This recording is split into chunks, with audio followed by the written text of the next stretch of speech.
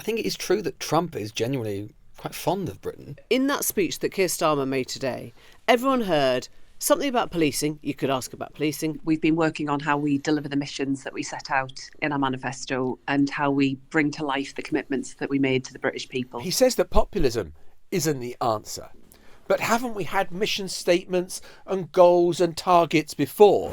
Before you watch today's episode, we want to remind you that tickets are on sale for the newsagent's live shows with HSBC UK. We're kicking off our tour at the Birmingham Symphony Hall on February the 17th. Then we're off to the Bridgewater Hall in Manchester on February the 24th. And finally, the Usher Hall in Edinburgh on March the 11th. Head over to Global Player to get your tickets for any of these dates, and the link will be in the description below. We are so excited to see all of you there. Everyone can see there's a growing impatience with traditional politics. Everyone can see how people are tired with those who fail to get the job done. Now, populism isn't the answer to Britain's challenges. Easy answers won't make our country strong. But nobody can deny that this kind of politics feeds off real concerns. In fact, that's the crux of the matter. People haven't become radical ideologues. We are still, in our values, a pragmatic nation. Listen to the message behind Keir Starmer's words. This relaunch, this speech, comes a month after Donald Trump has won in America, a day after the centre of French government falls apart. Is this what he's trying to say? That traditional politics doesn't have very long to make itself felt? Yeah, he says that populism isn't the answer. But haven't we had mission statements and goals and targets before? And those haven't really won over the British people either. Is Keir Starmer asking the right question? Welcome to the Newsagents. It's John. It's Emily. It's Lewis. And today at Pinewood Studios, a movie studio, we saw the whole Labour front bench trying to, well, they will never call it a reset or a relaunch, but they're trying essentially to get the narrative back on track. And they're doing it with things like pledges and milestones and mission statements and stuff that, how can I put it, all just sounds terribly, terribly familiar. We had 3 foundations, 5 missions, 6 milestones and 7 pillars of growth. How do you feel about that? Excited? Yeah. Walking taller? Yeah, it's well, no one can say that it isn't technical. No one can say that it isn't precise. But it is, I mean, I have to say, this idea of mission-driven government, which Starmer again majored on in the speech, and he's, to be fair, it is a theme that has been consistent in opposition as well.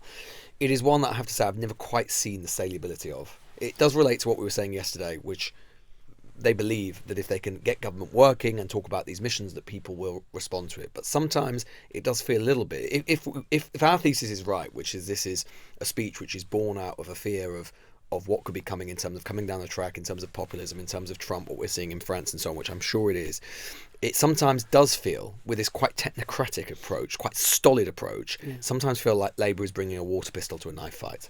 It feels like they're talking in a language which is quite old-fashioned and slightly ill-attuned with the mores of our age, whether we like those mores or not. It sounds quite boring. Well, it's like they have seen that over the hill are coming the populists, whether it be Farage or whether it be Trumpism or whether it be Le Pen, and they're closing in, but they're still firing the same weapons back, even though the enemy has fundamentally changed in the way that they are doing their politics. And it's like they're not quite keeping pace with the kind of the machinery, the weapons that they need to take on this new enemy. And so it was a restatement of goals and ambitions and technocracy.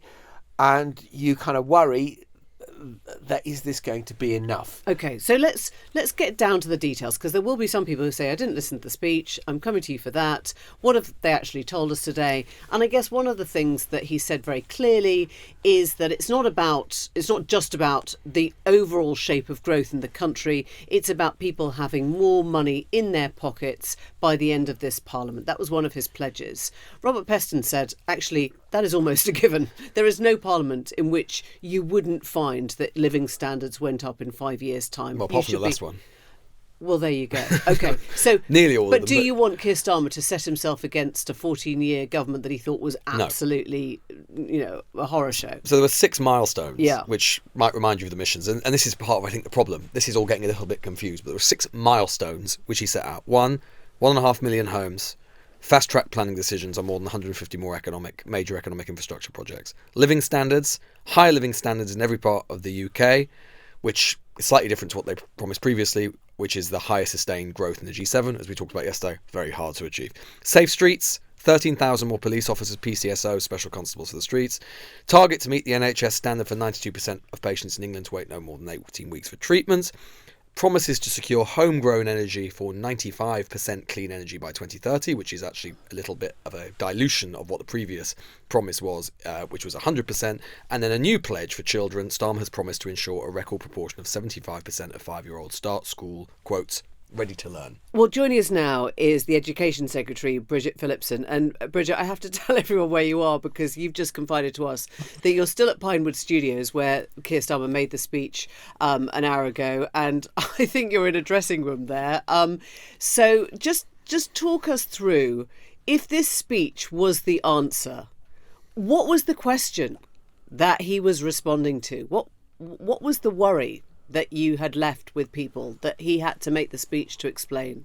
So ever since we entered government, we've been working on how we deliver the missions that we set out in our manifesto and how we bring to life the commitments that we made to the British people. So what we're setting out today are those milestones towards those missions. So take my mission, the mission that I lead on, which is about breaking down barriers to opportunity. So your family background doesn't determine what you go on to achieve. What I've said today is that in order to make that happen, we need more children starting school ready to learn, because we know that where children don't hit those targets at the end of reception, that usually means, unfortunately, they don't go on to achieve what they should at the end of primary school, at the end of secondary school, and it has a lifelong impact on what they can earn. So that's just one area where we're saying to the British people, this is the change that we intend to bring, but here's how you can measure us and judge us on delivery. I guess you could have done that, though. I mean, you do that the whole time. You don't have to go to a film studio and sort of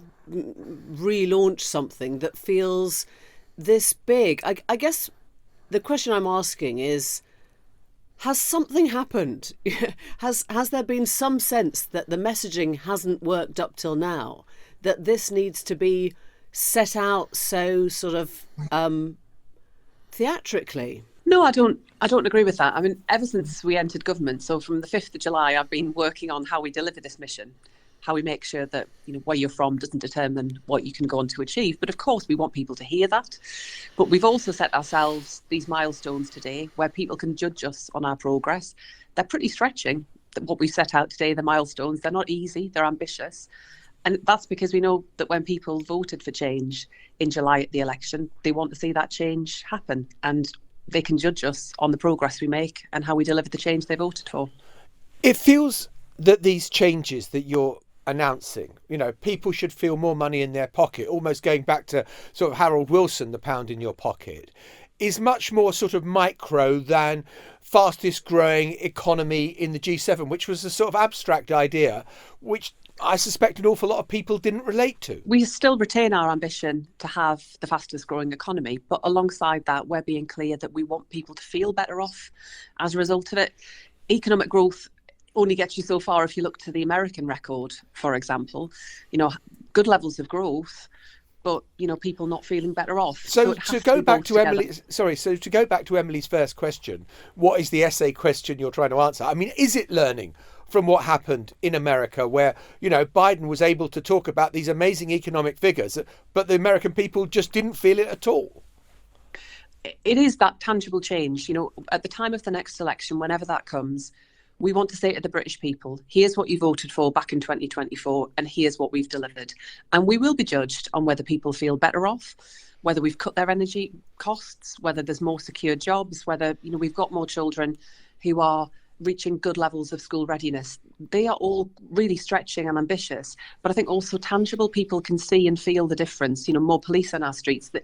the things that we all of us notice in our communities, but that in recent years, I think people feel just haven't been delivered, because in many cases, life has got significantly tougher and harder for working people. Bridget, the bit of the speech that really leapt out at me was the passage where Keir Starmer says, everyone can see there's a growing impatience with traditional politics. Everyone can see how people are tired with those who fail to get the job done. Populism isn't the answer to Britain's challenges. I mean, it feels as if you are looking at yourselves and saying, Trump's just won in America and Farage is biting at your heels here, and we're not doing a good enough job at keeping mainstream or centrist politics interesting or convincing enough for people. Isn't that at the hub of this? That is certainly a part of, I think, the challenge that we see kind of across the Western world. And,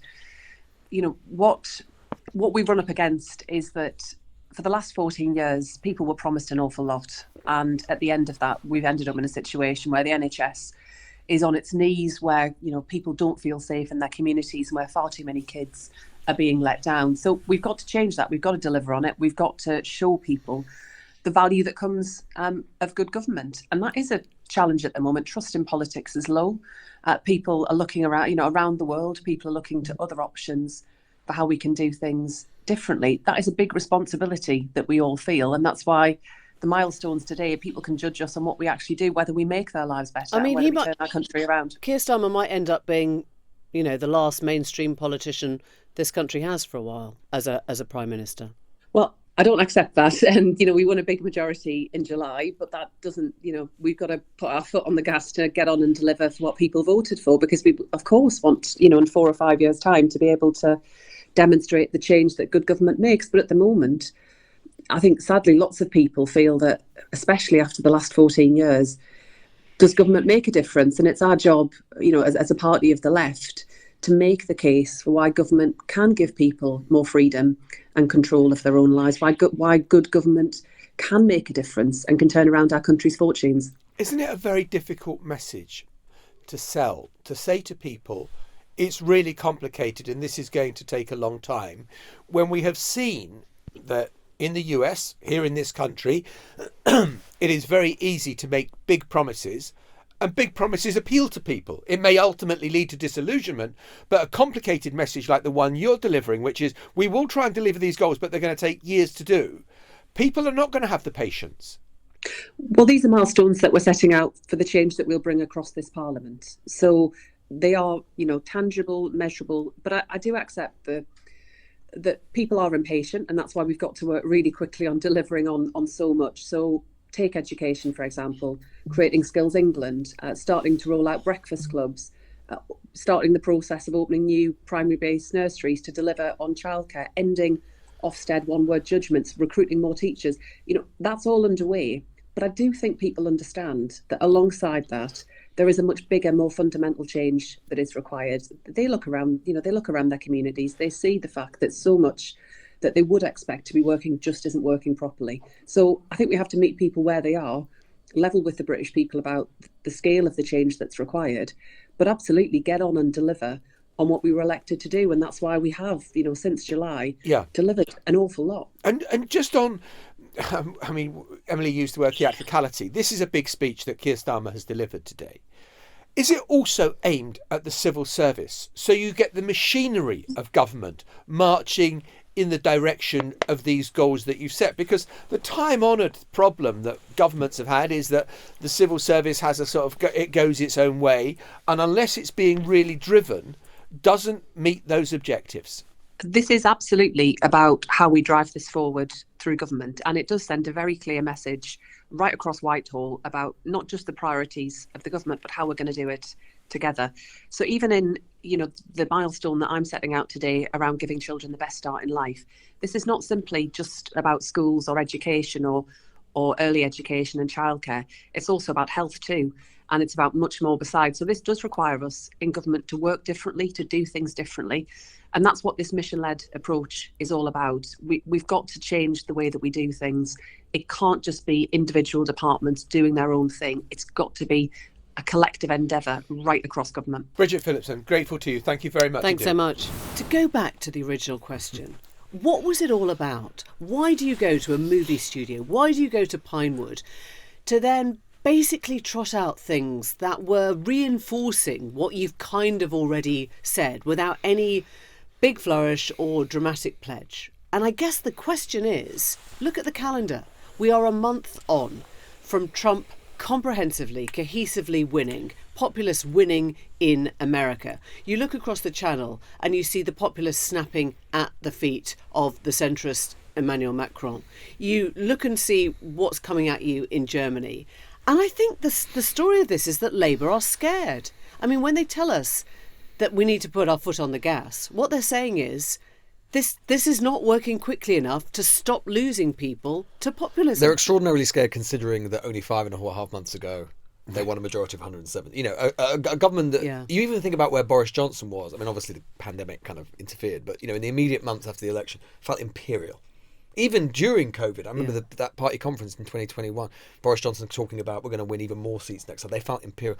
This is a bigger win, and yet they feel so much more timid and But so I much think more we did fragile. call it loveless. Straight away we called it loveless, and straight away we pointed out how many places reform had come second Yes. in, but because of that, as we discussed yesterday, the unequal share of the vote. Now listen, this is not to big up Farage, this is not to big up the Reform Party, and I know there'll be people listening saying, why do you keep on doing this? Why do you keep on talking up something that hasn't happened? And you're right, it hasn't happened. But what we're hearing from Labour, I think, is the beginning of what feels like a panic. That as he said, traditional politics is something that is losing people. It sounds boring. But to go back to your kind of the Pinewood Studios thing, I mean, they tried to give us Hollywood, and instead we got a rather drab dram production. I'm sure that's the way the parliamentary sketch There's a nice writers... vicar that came on at the end. Yeah, exactly. And it was kind of all a bit clunky, and it was Keir Starmer, and they...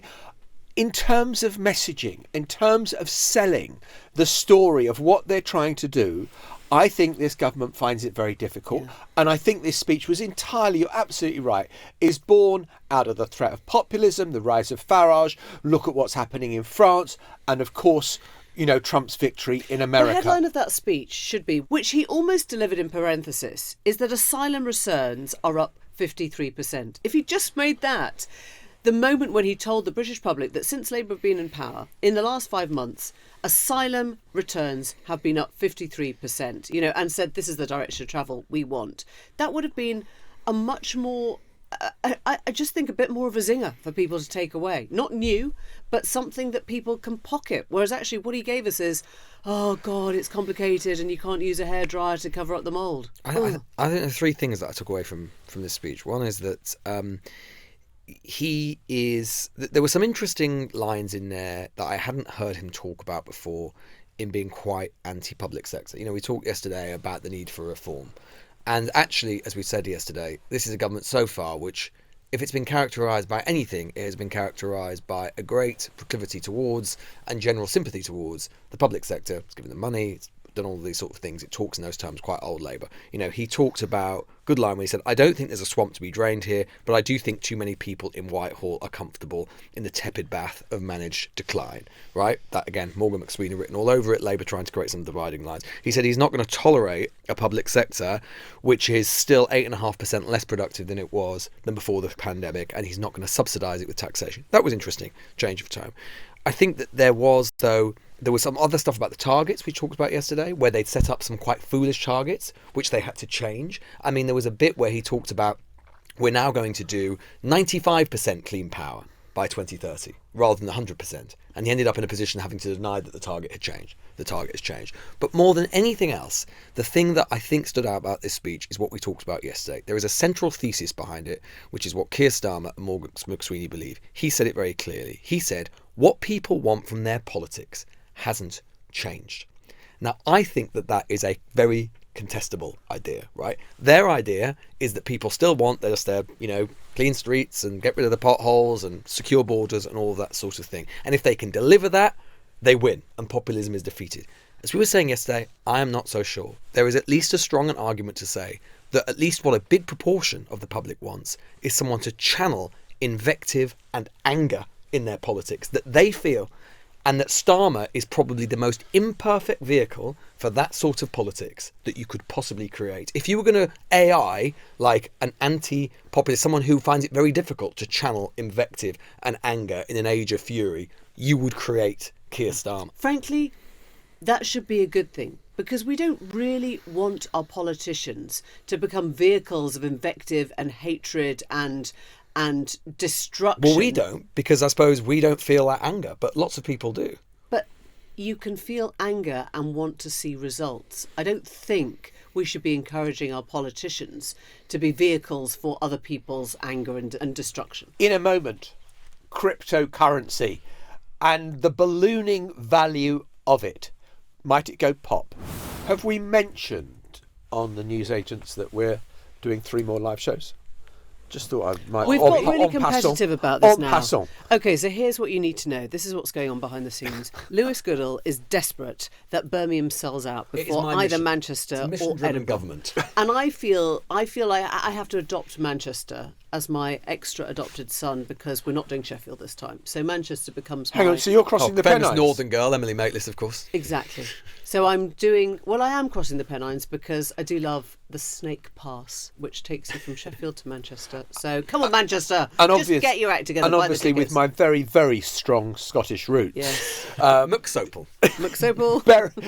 The famous Sopel Highland tartan. tartan. Yeah, the famous. He's as Scottish as a McDonald's. Yeah, exactly. I'm taking on Edinburgh. But wouldn't it be awful if it turned out that Lewis Goodall was Birmingham's least favourite son, and no one wanted to go? Oh, bloody hell! I don't want everyone actually Lewis stood Goodall. outside. Enough of him already. Come on, Birmingham. Come on, Bab. Let's pack it out. Let's remind you, 17th of February is Birmingham Symphony Hall. 24th of February, Bridgewater Hall, Manchester. That's the 24th of February, Bridgewater Hall, Manchester. Just pre-Valentine's Day. What a lovely date. No. 24th of February is not. post-Valentine's Day. Oh my God, Sorry, your poor wife. too long. Turner is not going to be getting her dear, Valentine's this is card not on going time, well. is she? 11th of March, Usher Hall, Edinburgh. Anyway, the only one you need to remember is the 24th of February, which is Manchester. And you can get your tickets on Global Player. We're now going to talk about Bitcoin. Now, let's talk about Bitcoin. If you have 100 quid and you put it in the building society and you had to wait till it became... Society, well, like the Abbey National. Yeah. Showing your age now. Yeah, well, okay, or a bank. The bank. How long would you have to wait before your £100 would be £200, given current interest rates? I mean, years and years and years. Bitcoin has more or less doubled in value since Trump's election victory on November the 5th.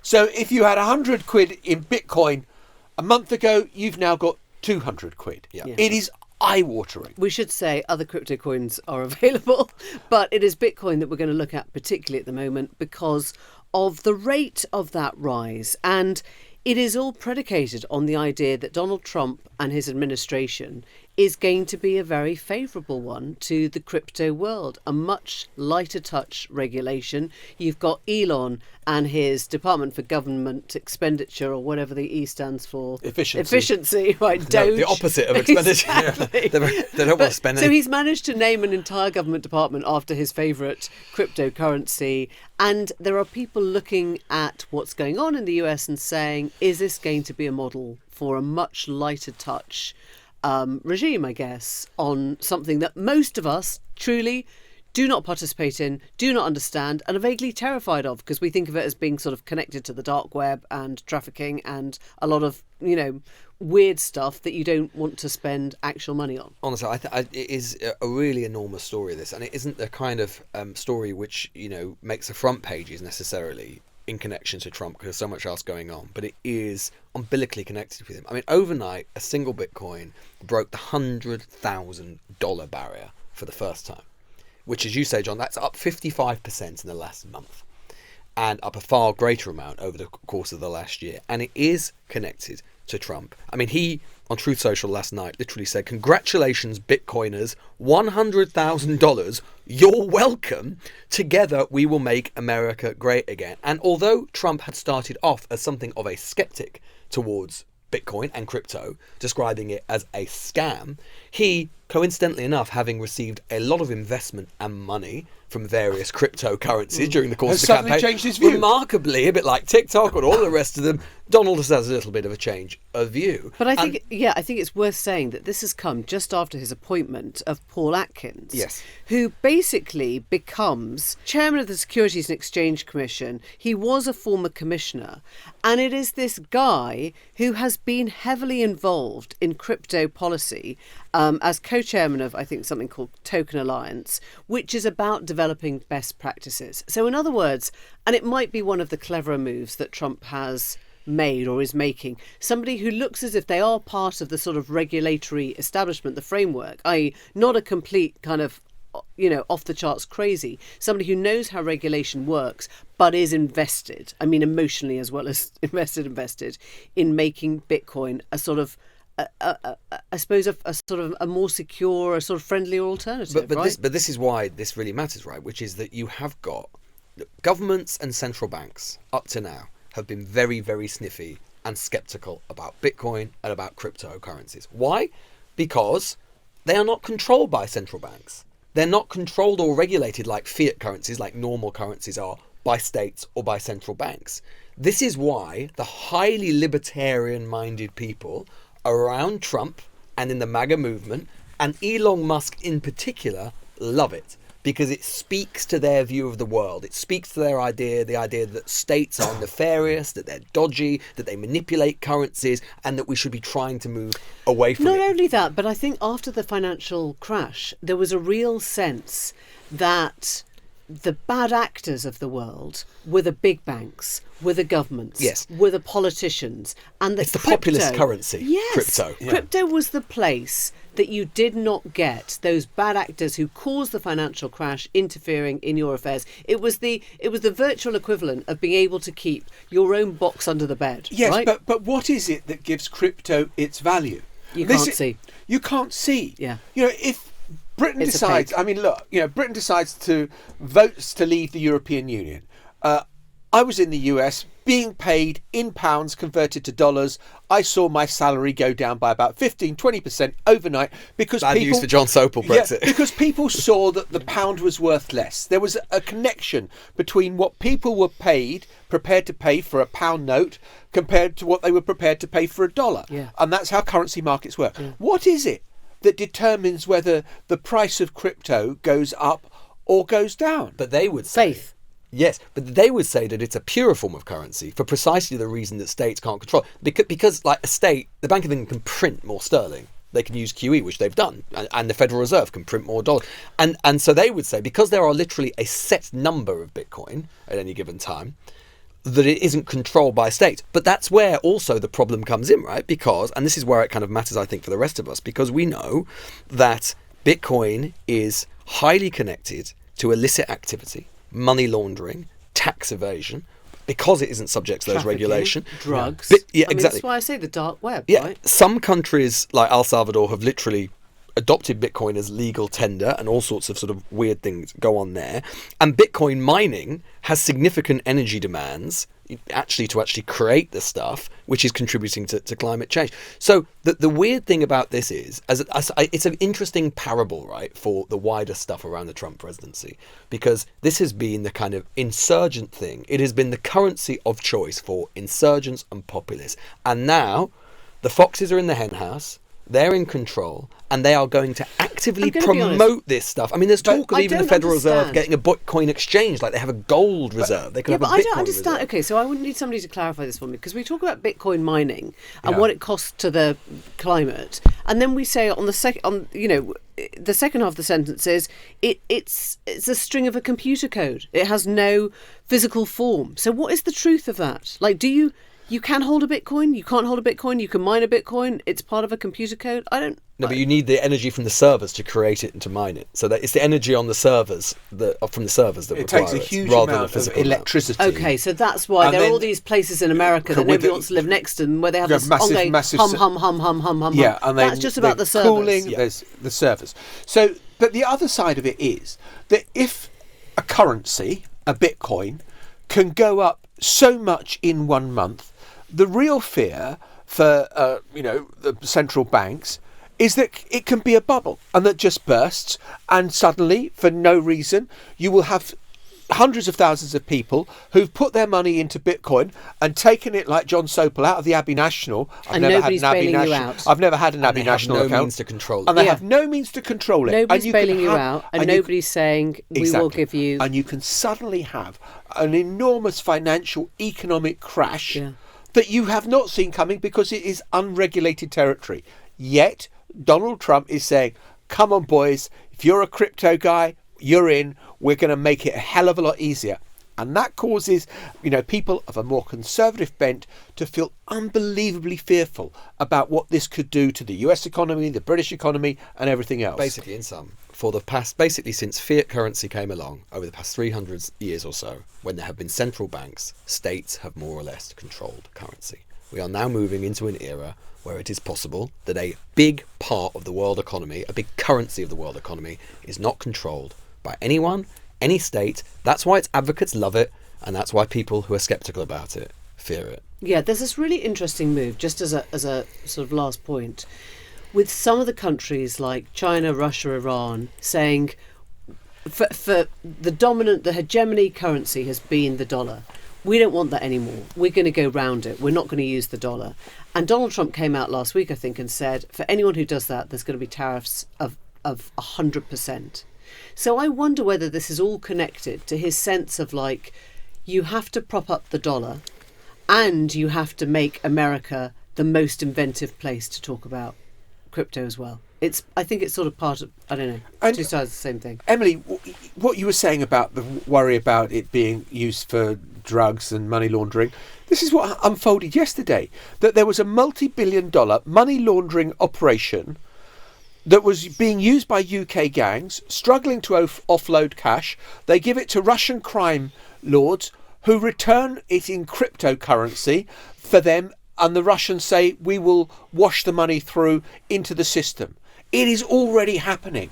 And if you liberalise and make it easier to deal in crypto, well, then the people who are fighting crime are going to think our job has just been made a whole lot more difficult. Do you know how many live show tickets in Birmingham you could buy with one single Bitcoin?